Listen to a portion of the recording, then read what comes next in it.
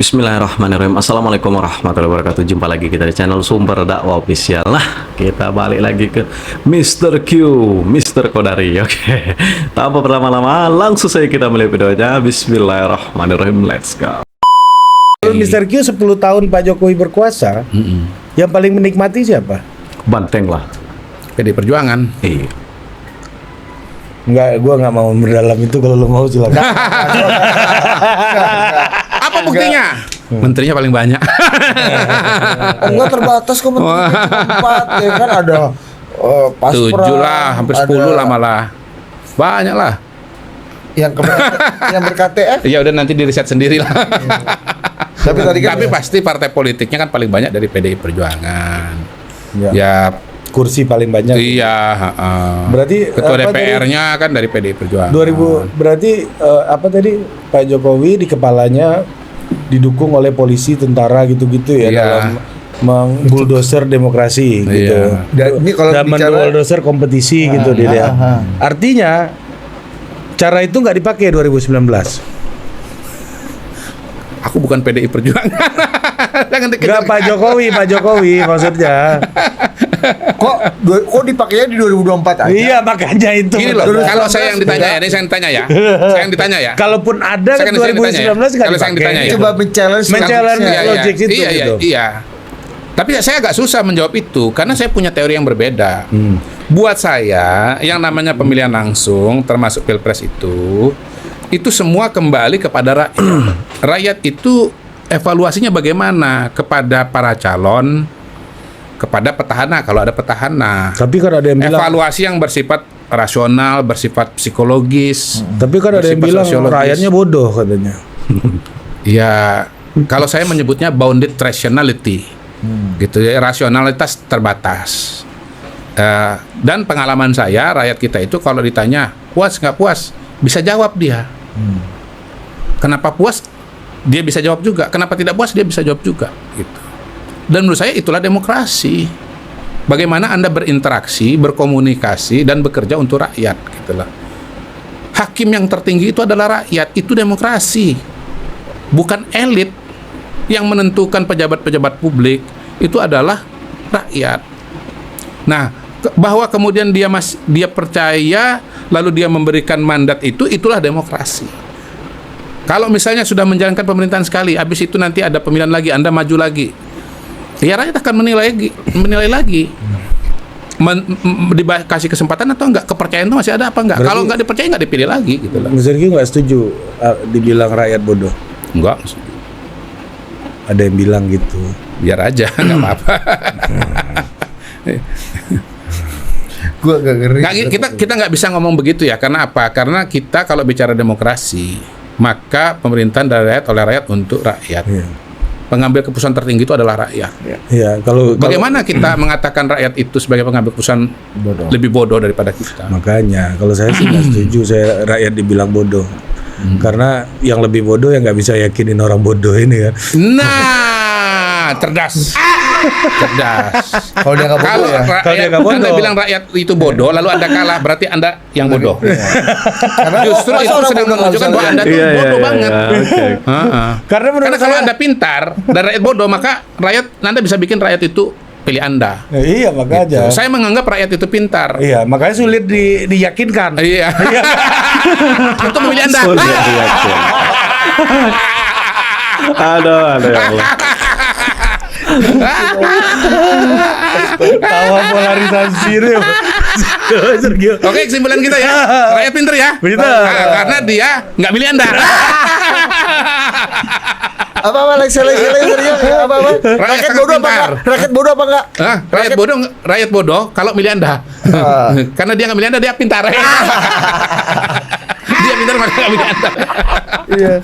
Harusnya lebih gampang. Iya dong. Mr. Q. Sederhana, itu penting banget tuh. Kalau Anda rakyat itu memang bodoh dan Anda pintar, maka Anda bisa bikin rakyat pilih Anda. Mr. Q. betul. Kalau Anda nggak bisa bikin pilih Anda dan dia pilih yang lain, berarti dia pintar. Kurang pintar. Apa Jangan logiknya bodoh. kan harusnya lebih gampang Berarti kurang meyakinkan pintar. orang bodoh kan daripada orang pintar kan? Siapa? Lebih susah meyakinkan orang pintar kan? Iya. Daripada Susah. orang yang Iya, logika. Meyakinkan orang pintar. Iya gak sih? Kan kalau dulu anggap rakyat bodoh. Iya makanya Iya, kan? makanya rakyatnya pintar karena dia nggak berhasil meyakinkan rakyat tadi itu.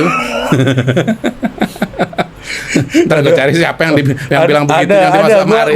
Gua mau ngomong. Gue cari. Gua mau ngomong. Ntar gua cari. Suatu hari Saya pun nggak di tahu DPR, kita datang Sama kita Bung Lada, saya nggak tahu tuh siapa itu. sama Budi nih. Ada satu orang politisi, ya, ini politisi senior, ngomong-ngomong, itu udah susah itu money politik, iya rakyatnya dibodoh-bodoh nih, nggak bisa gua ngomong nih sama orang-orang bodoh ini, katanya kan, satu dapil orang bodoh semua, kan. Terus ada politisi senior lainnya, gitu kan, yang Mr. Q pasti tahu orangnya, dia bilang gini, ya kalau mereka bodoh kamu tipu dong. Kamu aja nggak berhasil nipu kok. Kalau kamu berhasil nipunya suaramu kan banyak, suaramu nggak ada katanya. Nah, yang dimaksud sebagai sebuah kecerdasan itu menurut saya juga sebuah sebuah kolektivitas dia gitu loh. Jadi kita juga nggak bisa nunjuk segmen tertentu saja, tapi dia adalah sebuah end product dari pikiran-pikiran yang ada. Kalau saya sih setujunya rakyat itu subjek.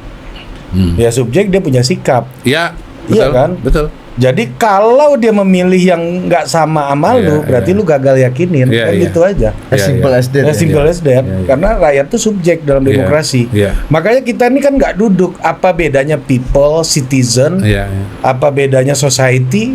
Gue nggak yakin ada 100 orang bisa jelasin bedanya people, society sama citizen tuh apa bedanya.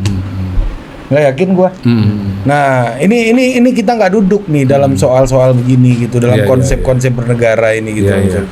People mungkin masyarakat kebanyakan, society mungkin masyarakat dengan tatanan-tatanan tertentu yang bisa berbeda satu society dengan society yang lain. Ada norma di situ, ada Asian values, ada Western values, misalnya gitu ya.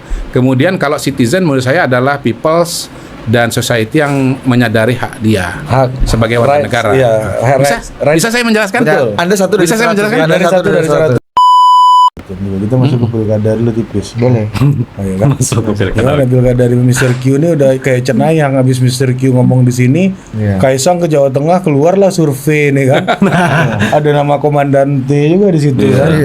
Kaisang nomor 1, nomor 2 Kapolda. Kapolda Lutfi, Polisi Lutfi, nomor 2, nomor 3-nya lupa gua. Tas Yasin. Nomor 4 The Great Komandan Pacul, ya kan?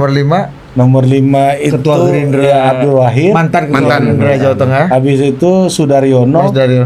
Terus habis itu siapa lagi? Nggak ada. Itu aja Itu yang gede-gede ya. Iya.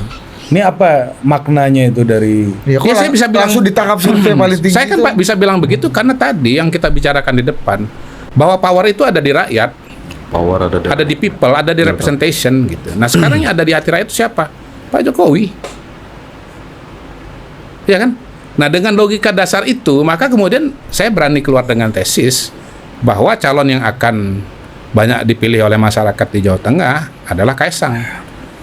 Karena trust kepada Pak Jokowi, dan trust kepada Pak Jokowi itu dalam masyarakat kita ya, saya nggak berani ngomong masyarakat yang lain, walaupun sebetulnya pola seperti ini juga terjadi juga di masyarakat yang lain, itu akan membuat masyarakat punya kecenderungan, punya trust kepada Kaisang juga. Gitu. Jadi itu berangkat dari teori dasar bahwa demokrasi itu adalah datang dari rakyat, kepercayaan rakyat. Nah, kalau kita bukan demokrasi, nggak mungkin saya berani tesis seperti itu. Ya kan? Karena akan ada variabel-variabel yang lain yang menyebabkan nanti bisa lain itu pilihan dari rakyat. Tapi menurut saya, hasil di Jawa Tengah itu, survei di Jawa Tengah itu oleh LSI itu menggambarkan apa yang sedang kita diskusikan dari awal. Gitu. Menggambarkan apa yang waktu sebelum pemilu Bapak Pacul ngomong begini.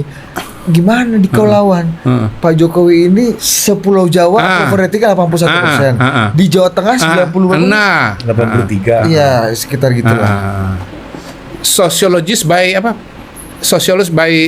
practice apa istilahmu itu? Ada 3 macam sosiologis. Profesional apa sebenarnya? Akademik, profesional, publik dan sama profesional. Profesional. Ini publik ini. Public social. Bambang Pacul itu adalah public sociologist. Dia menjelaskan tanpa harus punya gelar sosiologis. Dia menjelaskan Anthony Giddens saja tanpa harus ngerti Giddens ini siapa. Dia akan merumuskan pola-pola yang ada di masyarakat kita gitu. Menurut saya itu sosiologis. Mas Bambang Pacul itu sosiologis, not by training ya, tapi by instinct atau by process, wisdom ya. By Jadi wisdom dia. Fakta ini Iya. ini Ini teori kan apa gimana komandan? Ini fakta empirik. kan? Iya. Dia jelasin soal umuk itu kan hasil observasi Iya. sosiologis sebenarnya kan. Ya dia menjelaskan kamu tipe apa NP tinggi, kamu cocoknya sama perempuan apa namanya Sri Kandi atau Larasati. Gini loh, itu kita aja. bisa pinjam teori bukti bahwa itu adalah teori sosiologis. Kita bisa pakai teori itu untuk menjelaskan fenomena-fenomena, termasuk fenomena Kaesang di Jawa Tengah. Jangan lawan orang baik. Pak Jokowi itu orang baik nggak di mata masyarakat Jawa Tengah? Iya. Persepsinya baik. Ya itu At bisa ditambahin, least. pastilah persepsi. Baik appropriate. Udah pastilah itu. Ini karena banyak yang nggak ngerti nih maksudnya. Oh, iya, iya, menurut lu Pak Jokowi baik gitu kan.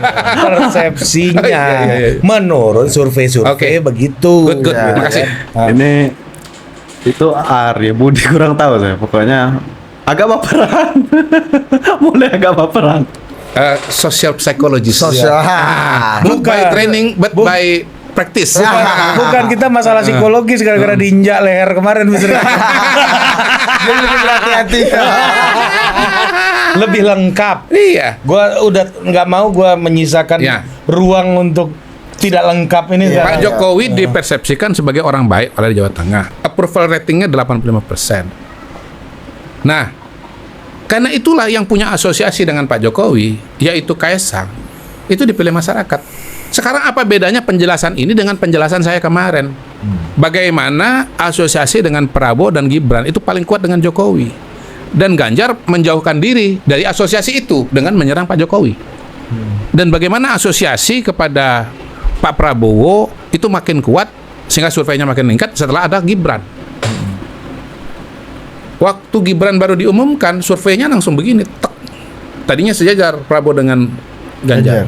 Begitu Gibran dipasangkan dengan Prabowo, langsung naik 5% Prabowo, turun 5% Ganjar. Yang kedua, teori Galah. Ya kan? Sekarang Galah paling tinggi di Jawa Tengah. Galah siapa? Galah Jokowi.